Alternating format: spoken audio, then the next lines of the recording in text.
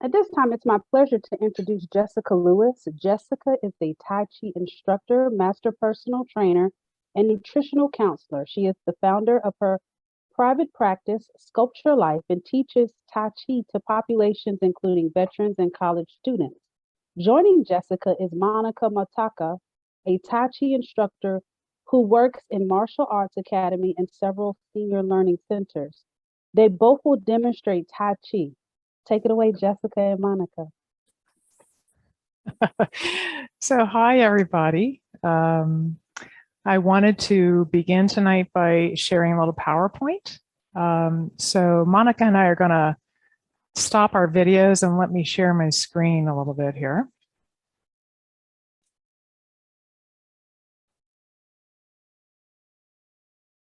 Here we go. All right. So if at any time the little box of talking heads, that we all are in the way for you, go ahead and just move them around. You can do that, right? So I'm going to do that. So tonight's presentation, I call it Let the Train Carry Your Bags, or connections between Tai Chi and self-care so you can care better for others too. So according to the zeitgeist, college is pretty much supposed to be like this, right? And then like this. If my PowerPoint will work, there we go. But these days, especially in the last couple of years, and especially because of the pandemic, for most students, college has begun to feel like this, or maybe even this.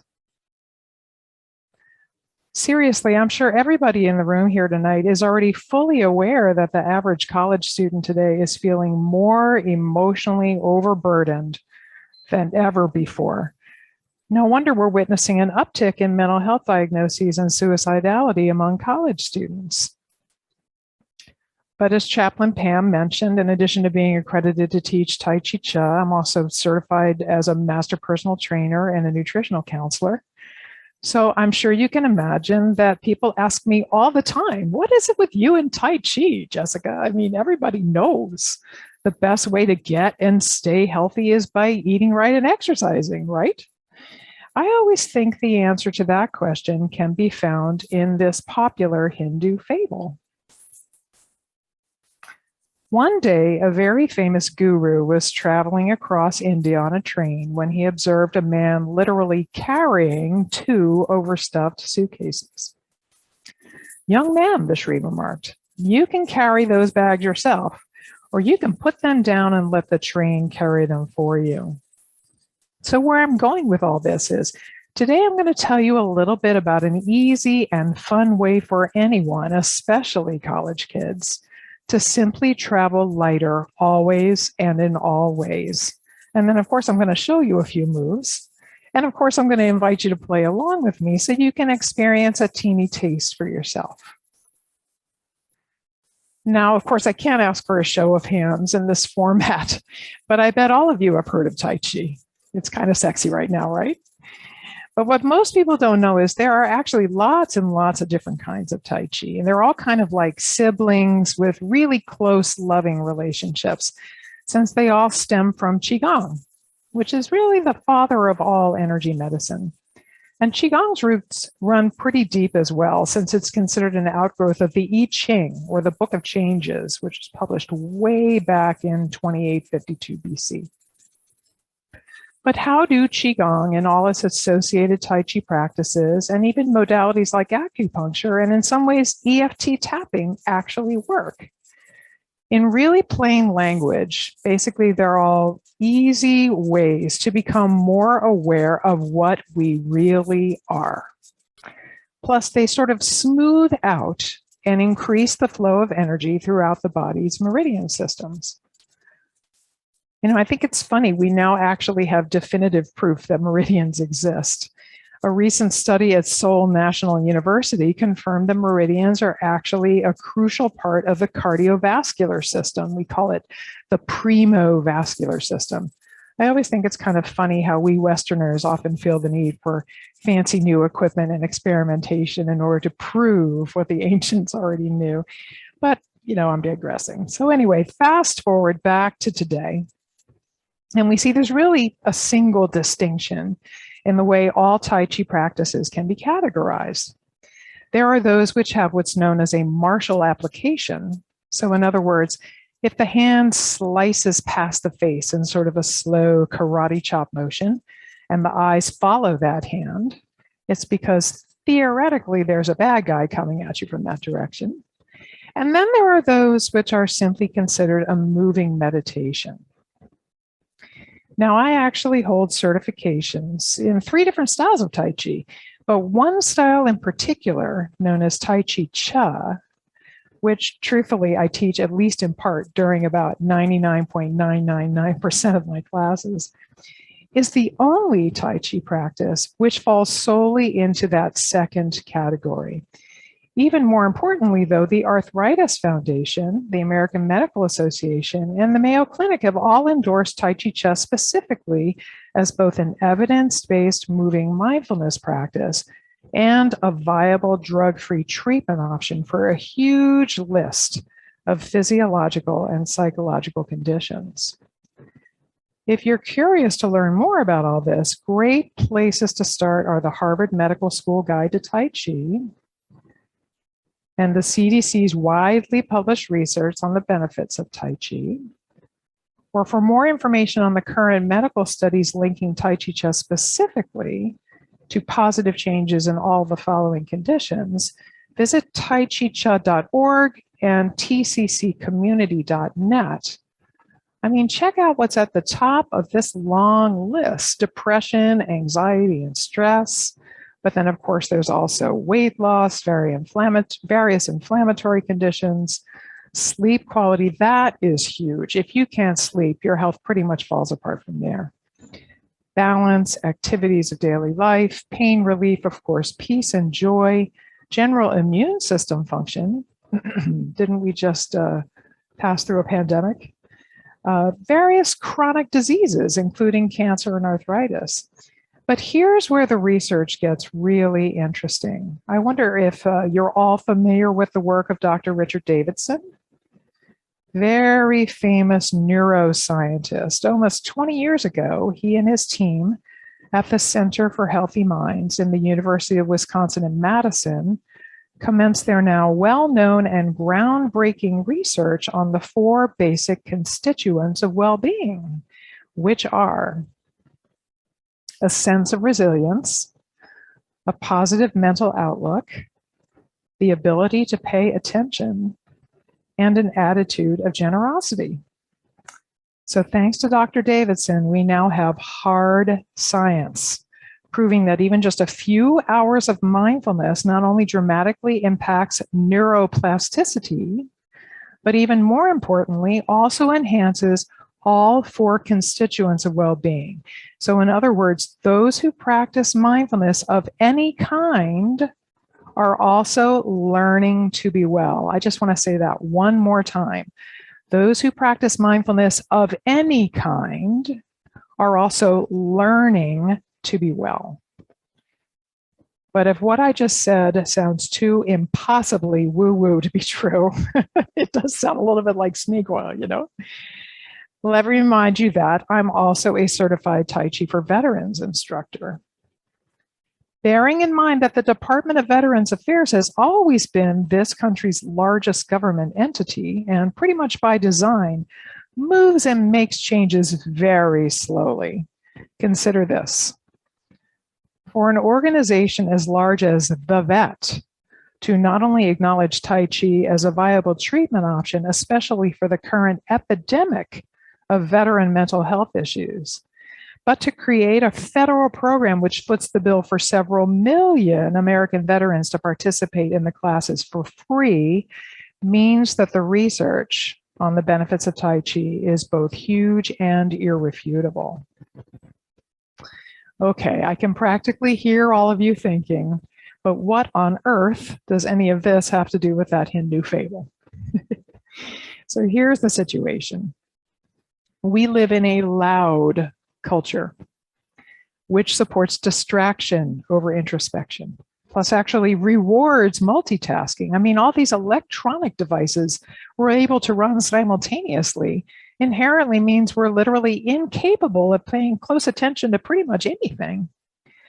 So mix our current cultural trend away from psychological well-being with typical college-related stressors and the likelihood of a typical US college student developing multiple physical and mental health conditions is already high.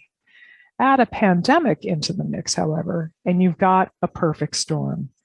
Today's college-age kids are effectively wearing a way overstuffed backpack 24/7 without even being fully aware that they're doing so. And I've personally witnessed proof of all this when I first began teaching at Widener University just after the worst of the pandemic had passed. I thought, this is great. My job here is going to be nothing but joy. Boy, what a reality check for me. I have never encountered a group of more anxious and distracted young people in my entire life. Yeah, you're probably all thinking, but what does all this have to do with caring for self and caring for others? So let's just call a spade a spade. Individually, we can't control or maybe even affect most of what's going wrong in our culture today. We can, however, effectively act globally simply by making changes in our own lives.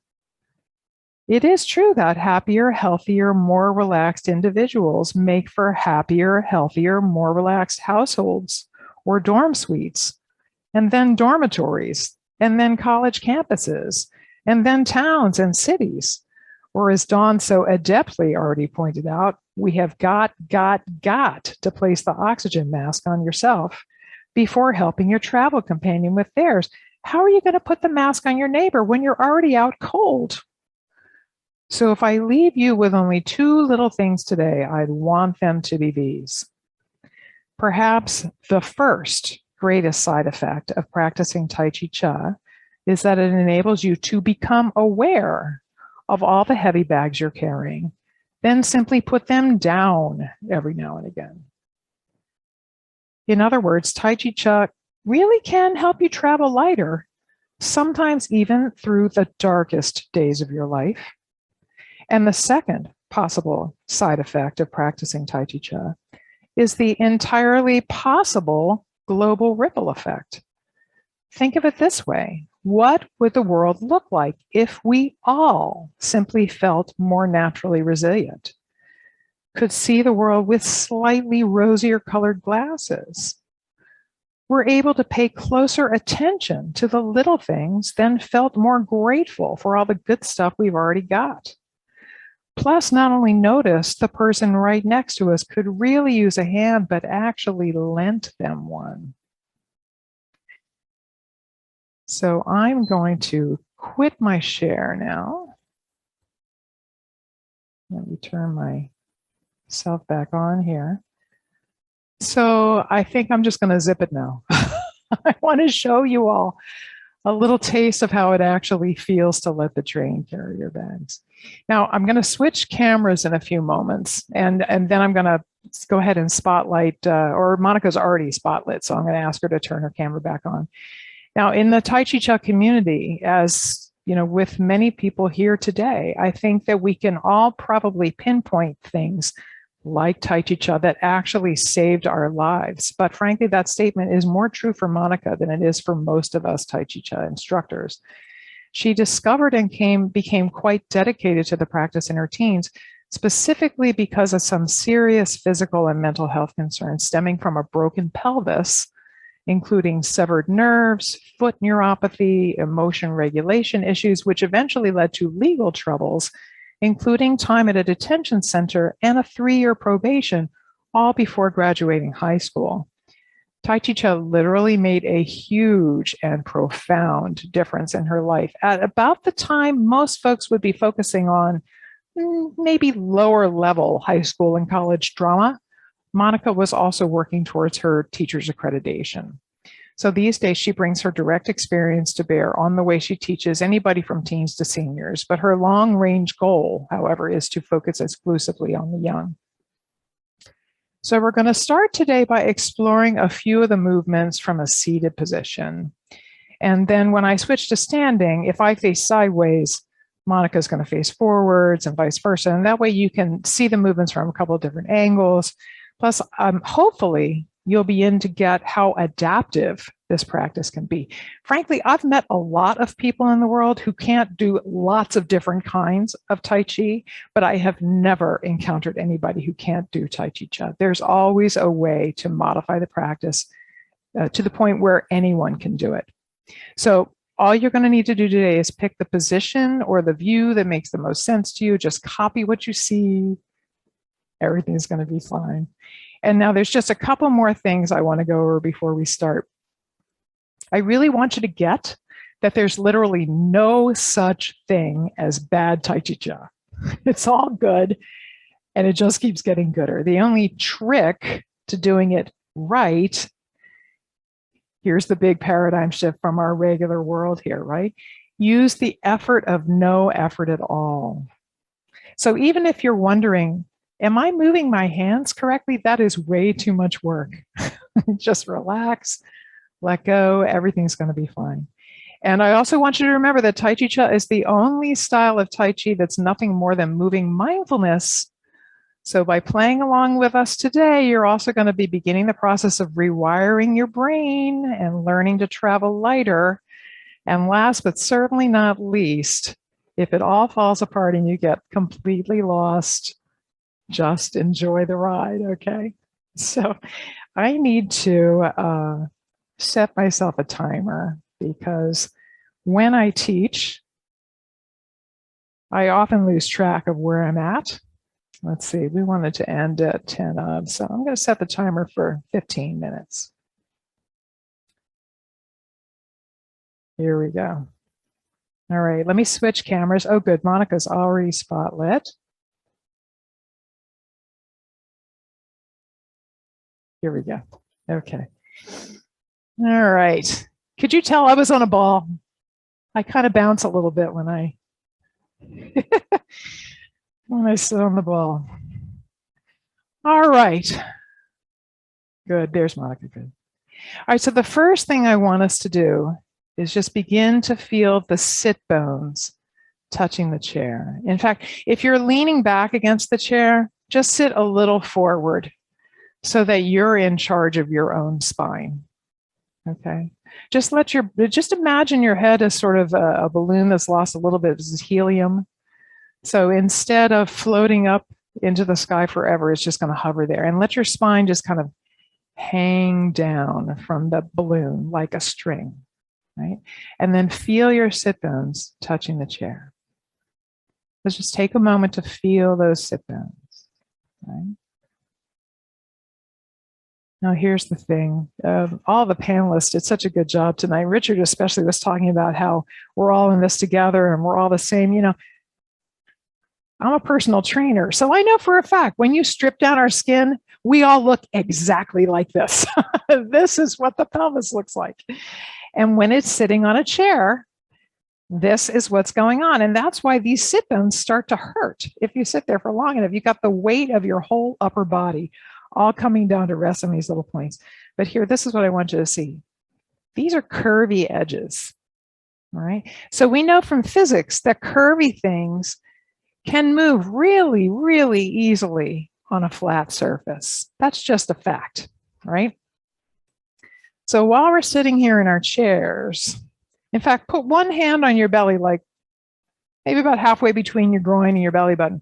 Put another hand on sort of the curvy part of your back. I don't care which direction you go, right? See if you can simply allow your pelvis to just sort of tip forward, almost by itself. Use the effort of no effort here. See if you can. Here we go. There I am, letting my pelvis just sort of spilling forward.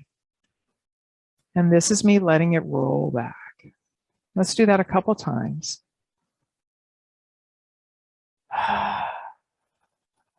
And just breathe any way that feels natural to you.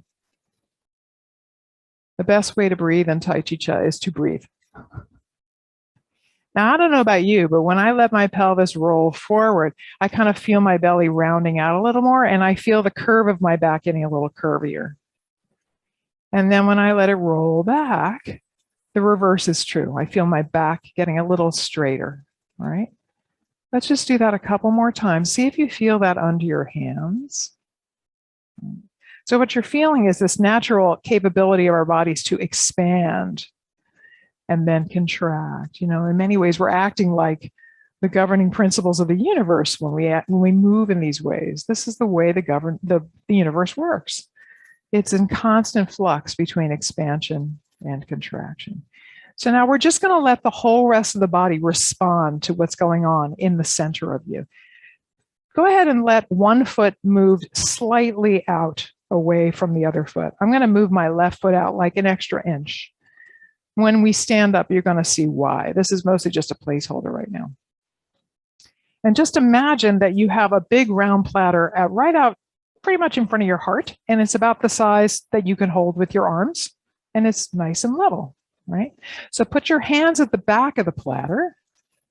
Yeah, and you can see from Monica that it almost looks like she has a little ball of energy underneath each hand, and the balls are resting on the plate. So now as we let the pelvis just expand and roll forward, we're going to let our hands roll out over whichever foot is sticking out there. Here we go. And then back over the other leg. I completely forgot to share my sounds. I had bird song to play for you tonight. Oh, well. We're just going to get more fully in touch with our inner landscape here with no additional stimulation. There we go. Nice. Just feel that expansion in your midsection, kind of pushing the hands out there, and the contraction kind of pulling them back. Yeah. Let's let this be the last one. And when we're done, we're just going to pull that front foot back, and we're just going to rest a bit. We're just going to spend a few seconds feeling the body not moving, and then we're going to move on. I'm going to face forwards. Maybe Monica will turn sideways. Let's see. Now let's place the other foot out, just, an inch or so. And here's our hands at the back of the platter. And here we go. Let the pelvis roll forward and roll back. Yeah. And out over the leg that's out there.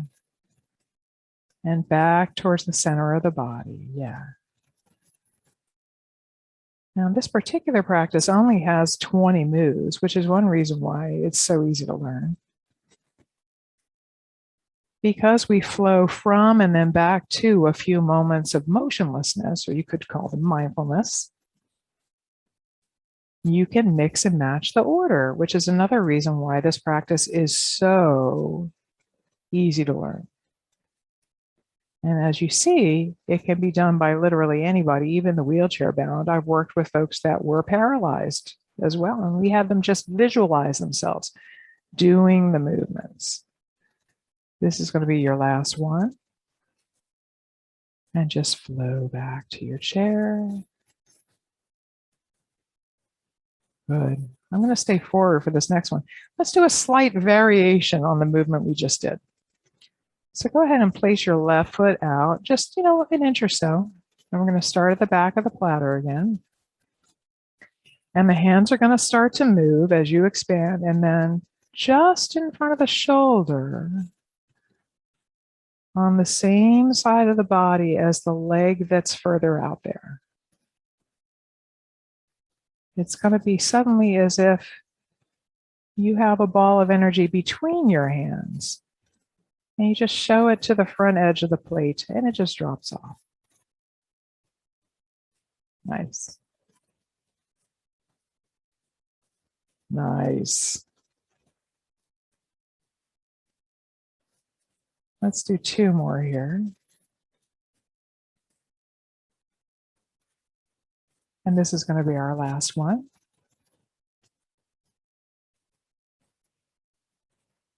And let's flow back down to rest. Nice. In the interest of time, I'm going to do a different movement when I put my right foot out now. So just let your hands flow up to in front of your shoulders now. Let's do something called push-pull. As you let your midsection expand, let it push the hands away from your body. And as it contracts, they come back. And just let your hands move as smoothly and easily as they can. Again, we know from physics that bodies in motion tend to stay in motion. It's easier than stopping and starting. So just let your hands change directions and keep going. There's always some sort of circle being drawn in the air by some body part in all these 20 moves.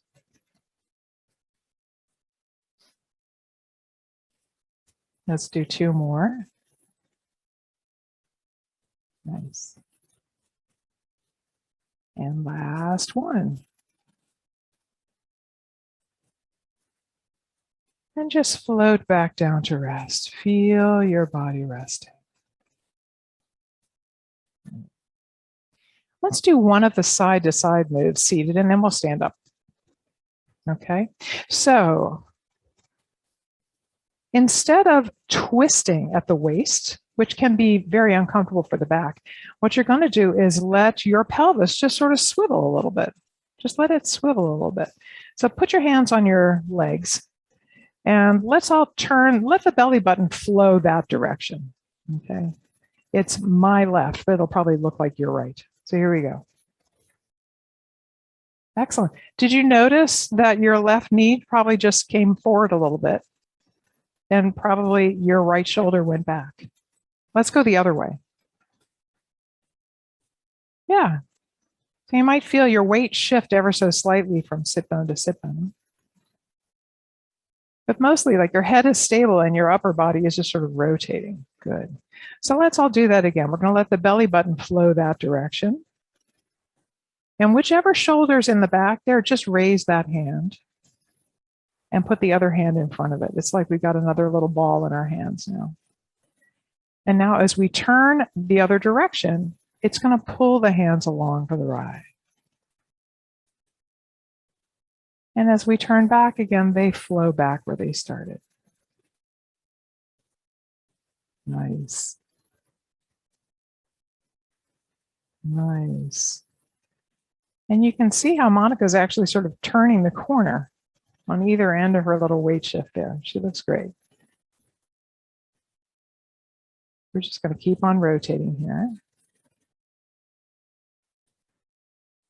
Let's let this be the last one. And then we're going to flow down to rest.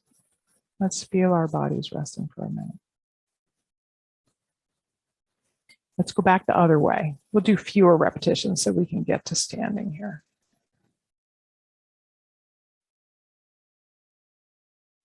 Nice.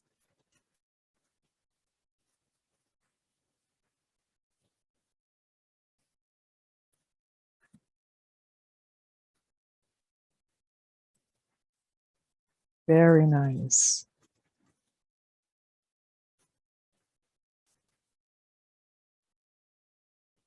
We're going to do just one more.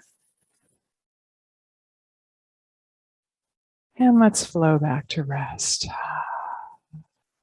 Take a few moments to feel your body not moving.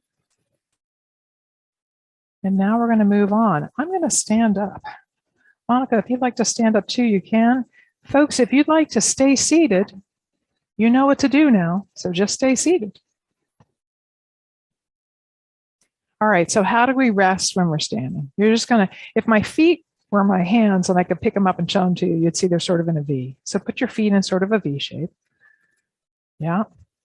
Yeah, good. All right, and just let your knees be a little bit soft. Yeah, let your knees be a little bit soft so you can suddenly feel your weight spreading all the way out to the outside edges of your feet. Good. Monica's giving a good example. You might feel your tailbone kind of tucking under a little bit. And then just lift the fingers.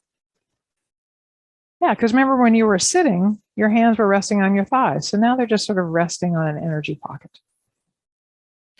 And let's say we wanted to do push-pull from a standing position, and we wanted to put this leg out there. So the easiest way to get it out there is just sink down a little bit lower and shift all your weight into the opposite leg. And then when this leg gets totally empty, just extend the knee. And the heel just drops down wherever it wants to go, depending on your leg length. It might be further out or not as far out. And let's just flow forward. As the rear leg empties, the front one fills up. And as we flow back, the reverse is true. It's the same movement pattern as when we were seated. It's only slightly bigger. That's all. Nice. And if you're very body conscious, you might actually feel your torso really expanding and contracting here. Just let that push the hands out for you and pull them back. Let's do 2 more.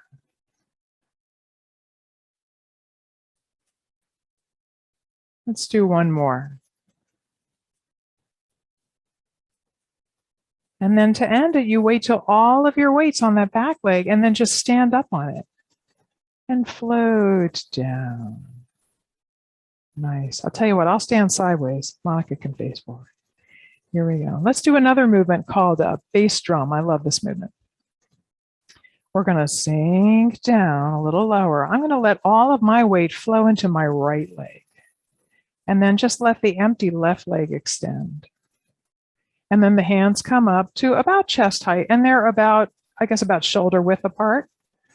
You remember the high school marching band? They have a big old bass drum strapped to their chest. So as we flow forward, the fingertips are just going to sort of roll around the outside rim of the drum.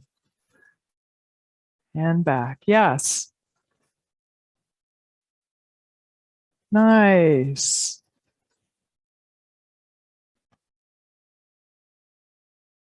Wonderful.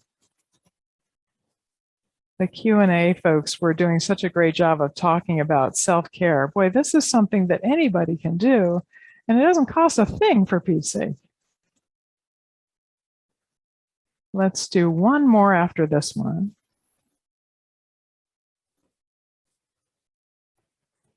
And then to end it, you just wait till that rear leg has all your weight, and then you just stand up. Nice. Nice, nice. I'll tell you what, let's do one of the standing ones. We'll do carry the ball. Yeah, that's good. Okay, so I'm going to let all of my weight flow into this leg. Here we go. We're going to sink down and shift. And then let the upper body turn a little bit. Yeah. So whichever shoulder is back, that's the hand that goes up. It probably looks like my right shoulder, but it's really my left. And then put the other hand in front of it. Now, this other leg is probably super, super empty now. So just let it sort of slide away to the side. The heel will just go where it wants to go. And then as we flow into that leg, it pulls the hands along. And as we flow back, the hands roll back. Yeah. Nice. Great.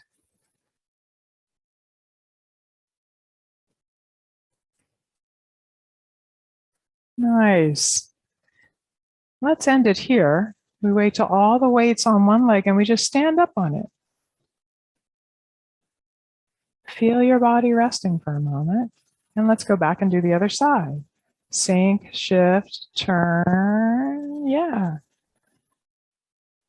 Move.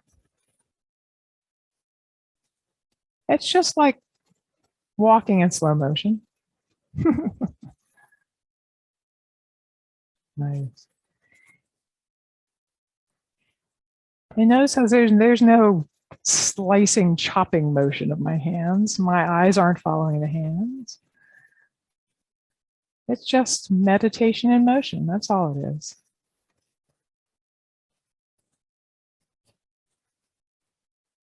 Wait till all the weight's in one of your legs and just stand up. Nicely done. Good.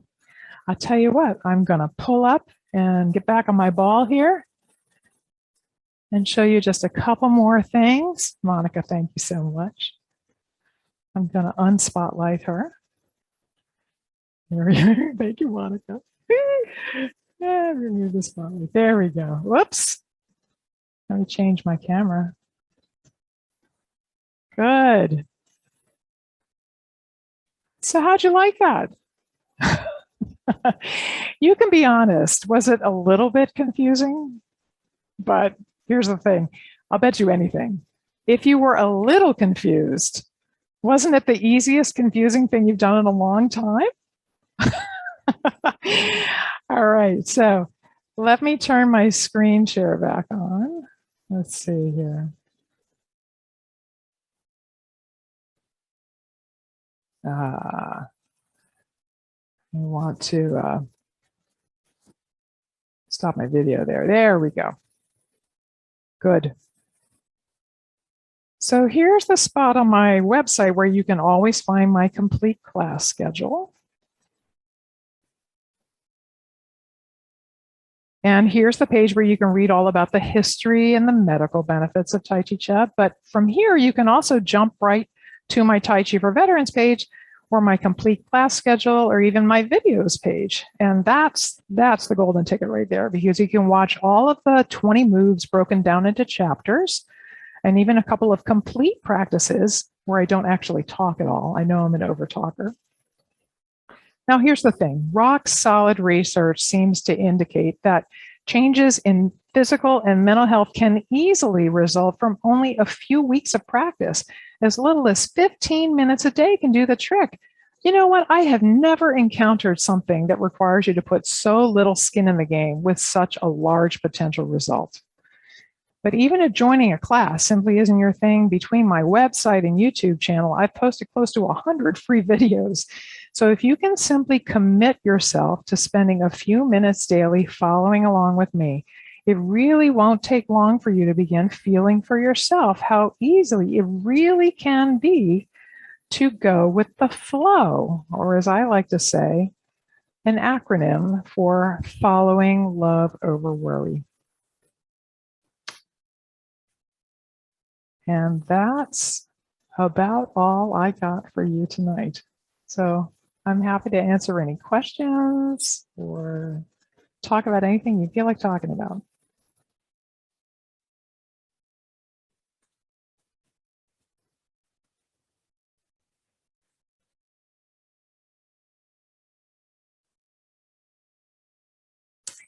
Question from Esther. Yeah. Is this a solution for weight loss at all?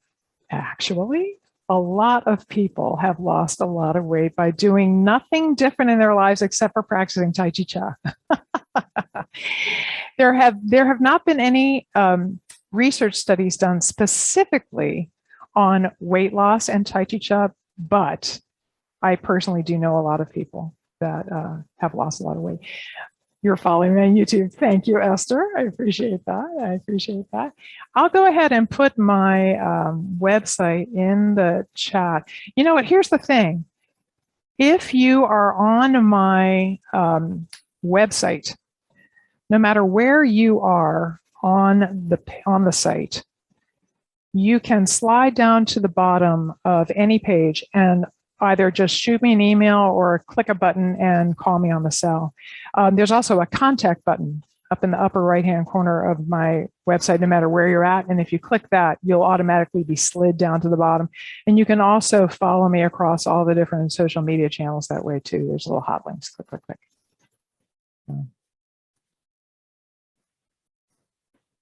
That's it.